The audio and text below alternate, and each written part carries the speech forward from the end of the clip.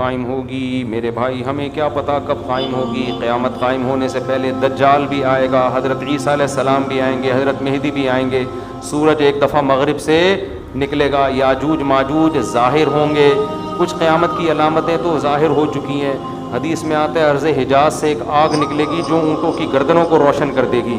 یہ 7ویں صدی ہجری میں یہ آگ نکل چکی ہے، تقریباً محدثین کا اتفاق ہے 700 سال پہلے 7ویں صدی ہجری میں آگ نکلی تھی بہت بڑے پیمانے پر عرض حجاز میں، تو وہ تو ایک نشانی ہو چکی ہے۔ تو کچھ نشانیاں ہو چکی ہیں، زیادہ تر نشانیاں کیا ہیں باقی؟ ایک نشانی یہ تھی، حدیث میں آتا ہے کہ یہ جو عرب لوگ ہیں نا، جو اونٹوں کے چرواہے، بکریاں چرانے والے غریب غربا، یتطاولون فی البنیان، ایک دوسرے سے بڑھ چڑھ کے بلڈنگیں بنائیں گے۔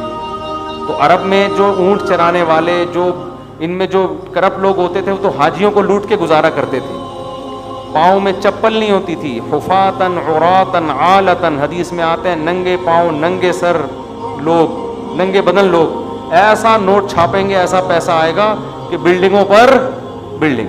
تو یہ تو دبئی میں آپ شارجہ میں دیکھ لو، اب سعودی عرب بھی بنا رہا ہے، ایک بڑا شہر آباد کر رہا ہے، اور برج خلیفہ اتنی بڑی بلڈنگ بنا دی کہ اس کو آدمی دیکھتا ہے تو ٹوپی سر سے گر جاتی ہے اس کی۔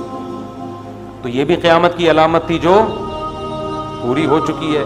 کچھ علامتیں تو پوری ہو چکی ہیں، لیکن بڑی بڑی بہت ساری علامتیں باقی ہیں، تو جن میں ایک بڑی علامت ہے، سب سے بڑی علامت دجال کا ظہور ہے، حضرت عیسیٰ کا آنا ہے، امام مہدی کا آنا ہے، یاجوج ماجوج کا نکلنا ہے، سورج کا مغرب سے نکلنا ہے۔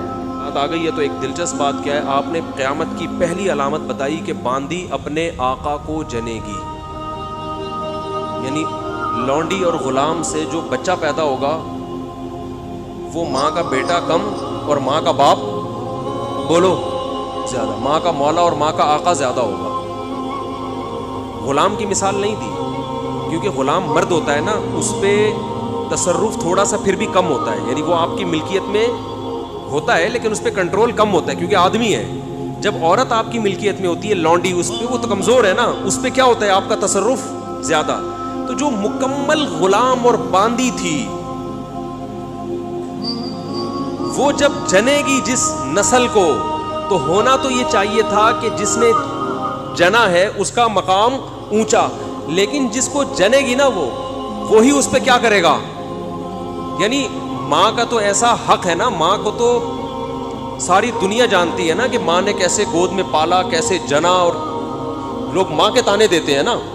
حضرت موسیٰ علیہ الصلاۃ والسلام نے جب حضرت ہارون کی داڑھی پکڑ کے کھینچی ہے نا، جب حضرت موسیٰ علیہ السلام کوہ طور پہ گئے تورات لینے، پیچھے بنی اسرائیل نے بچھڑے کی عبادت شروع کر دی، ہارون علیہ السلام کو نگران بنا کے گئے تھے کہ ذرا ان کی حفاظت کرنا، بڑے نالائق لوگ ہیں، دائیں بائیں نہ ہو جائیں۔ تو جب واپس آئے تو دیکھا کہ وہ کیا کر رہے ہیں، بچھڑے کی عبادت۔ تو حضرت موسیٰ کو سب سے پہلے غصہ کس پر آیا؟ حضرت ہارون پر، اپنے بھائی کی داڑھی پکڑ کے کھینچی کہ ما منعک اذ رأیتہم ضلوا، یہ گمراہ ہو رہے تھے، آپ نے روکا کیوں نہیں؟ تو حضرت ہارون نے کیا کہا؟ باپ کا واسطہ نہیں دیا بلکہ ماں کا، لا یبن اماں، اے میری اماں کے بیٹے، اے میری ماں کے بیٹے، کیونکہ یہ رشتہ فوراً سمجھ میں آتا ہے، ماں کا واسطہ، کہ محبت کی علامت ہے نا۔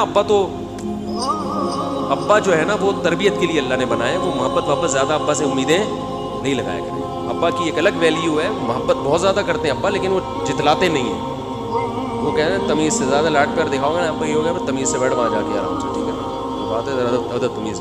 ماؤں کو زیادہ ادب تمیز نہیں، ماؤں کو لاڈ چاہیے ہوتے ہیں، تو اس لیے ابا محبت تو بہت کرتے ہیں لیکن وہ آسانی سے سمجھ میں نہیں آتی کیونکہ تعظیم اس پہ غالب ہوتی ہے۔ اماں کی محبت 2 منٹ میں سمجھ میں آ جاتی ہے۔ تو جب بھی واسطہ دیا جاتا ہے کس کا؟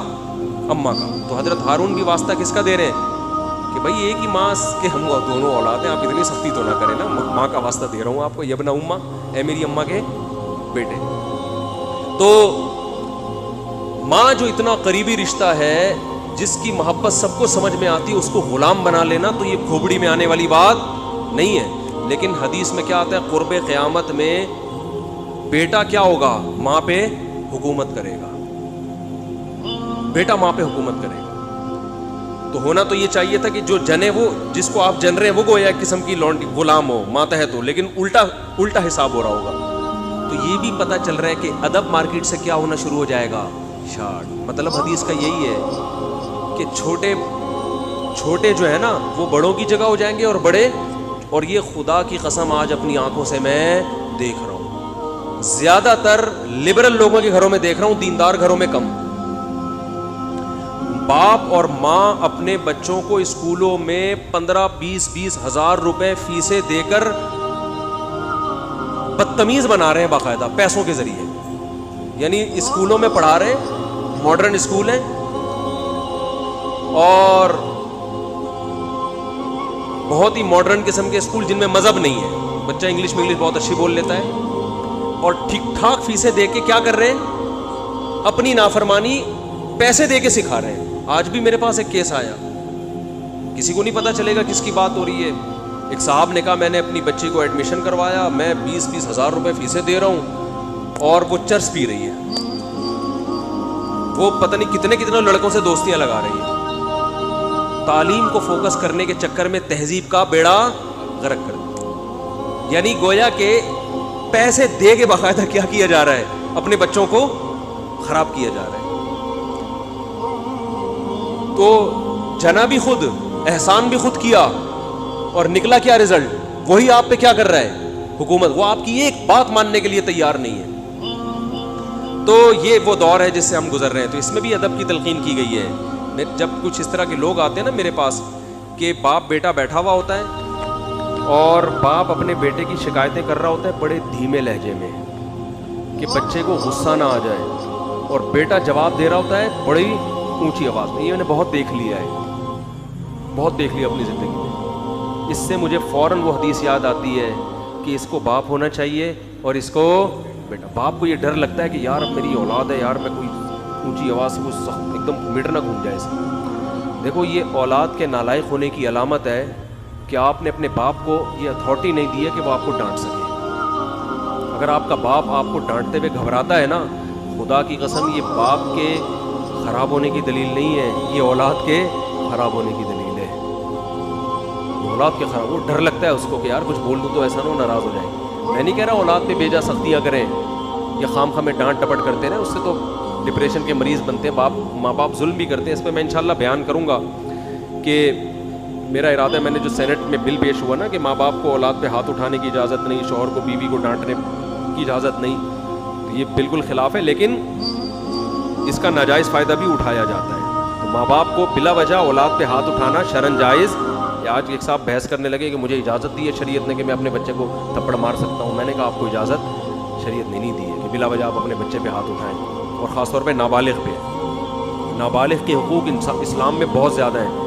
ماں کو اجازت نہیں اپنا غصہ کسی اور پہ رہے, نکال کس پہ رہی ہے. میں نے ماؤں کو دیکھا ہے طبیعت خراب ہے, جھنجھلا رہی ہے, بچے کو پکڑ کے طبیعت سے کوٹ دیا اس کو, وہ بیچارہ. بعض بچے ماں کی چنگیز خان جیسی مائیں ہوتی ہیں, وہ بچے ٹھٹر کے ان کی جو گروتھ ہے نا وہی رک جاتی ہے ان کی. اتنا سختی کا ماحول انہوں نے گھر میں دیکھا ہوتا ہے. تو یہ نہ باپ کے لیے جائز ہے اور نہ ماں کے لیے. تو اس میں علماء کے واقعات بھی سناؤں گا کہ اپنی اولاد کو مارنے سے پہلے کیا ان کے اصول تھے کہ ہم زیادتی نہ کر بیٹھے.